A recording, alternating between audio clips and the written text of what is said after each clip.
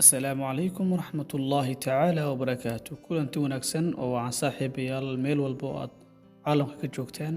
waxaan idinku salaamayaa salaanta islaamka intaas ka bacdi wuxuu muuqaalku ku saabsan yahay mowduuc aad iyo aad u xasaasiya fadlan intiinan muuqaalka bilaabin haddii aad nagu cusub tahay subscribe saar like-na saar wixii aragti aad ka qabtana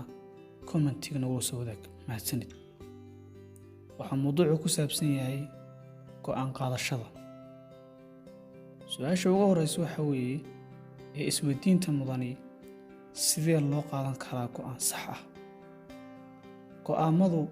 waa sida siidhka isku beddelaya midhaha ubaxa iyo ugu dambeynta midhaha bislaanaya waxaanay go'aanadu mas-uul ka yihiin wax walba oo mustaqbalka kugu dhici doonaa waxa hadda aad dareemayso iyo xaaladda aad ku sugan tahay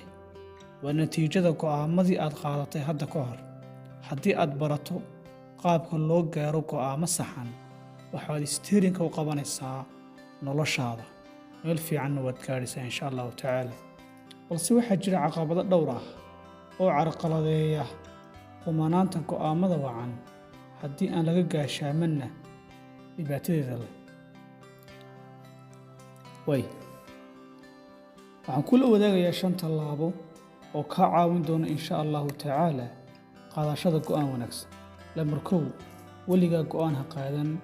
iyada oo ay niyaddaadu aysan fadhiyin oo macnaheegu tahay go'aan ha qaadan adigoo ku jira xaaladaha soo socdo sida carada murugada niyad jabka farxadda iyo xaaladaha aan wanaagsanayn waayo wakhtigaad xaaladaha caynka ay ku jirto maskaxdaadu ma fadhido mana awoodi karto inay go'aan fiican qaadato waayo culays ayaa saaran maskaxda xaalad kalena waa ay ku jirtaa markaa iska ilaali weliga inaad go'aan qaadato adiga oo xaalad aan niyaddaada fadhiyin ku jira qodobka labaad isticmaal maskaxdaada hurda ama caqligul waaci sideedaba maskaxda waxaa loo qaybayaa caqliga bini'aadanka 2 caqli caqliga soo jeeda iyo caqliga hurda waxaana awood badan ka hurda ee loo yaqaano luqatu carabiga lagu yaqaano alcaqlu albaatin waxyaabaha aan la ilaawin iyo waxyaabaha muhiimka ah iyo waxyaabaha inta badan noloshaada sidii caadada ah noqday sida faatixada oo kale waxyaabaha aadka nafta uga fudud waxa ay kaleen caqliga waaciga ah ama caqliga dahsooni hurda marka haddii aad doonayso inaad caqligaa isticmaasho sidee buu kaaga caawinayaa wey su-aashu caqliga hurdaayay inaad go'aan wanaagsan qaadato tusaale seexo adiga oo go'aanka aad rabto inaad qaadato maskaxda ku hayo inta aanad qaadan ka hor marka caqliga hurdi hal ayuu u raadin doonaa hawsha loo dhiibay ee go'aanka loo dhiibay waxaanu iska saari doonaa xil aad iyo aad u wanaagsan wuxuuna mas-uul ka noqon doonaa hawsha dhammaanteed waxaanu ugu dambayn soo saari doonaa xal macquula oo kugu hogaaminaya oo kugu hagaya meesha aad doonayso markaa isticmaal caqligaaga lambar 3 ururso xog kugu filan oo aad heli karto ururso xog khusaysa ku saabsan aad iyo aad ugu tacalluqda go'aanka aad gaarayso ama go'aanka aad rabto inaad gaarto arrintaas inaad xog raadisaayey waa mid ka mid waxyaabaha ugu fiican ee go'aan qaadashada ama go'aan wanaagsan inaad qaadato sidaana ku go'aan qaado adigoo xog kugu filan haysta markaa weligaa markaad go'aan qaadanayso waa inaad xog wanaagsan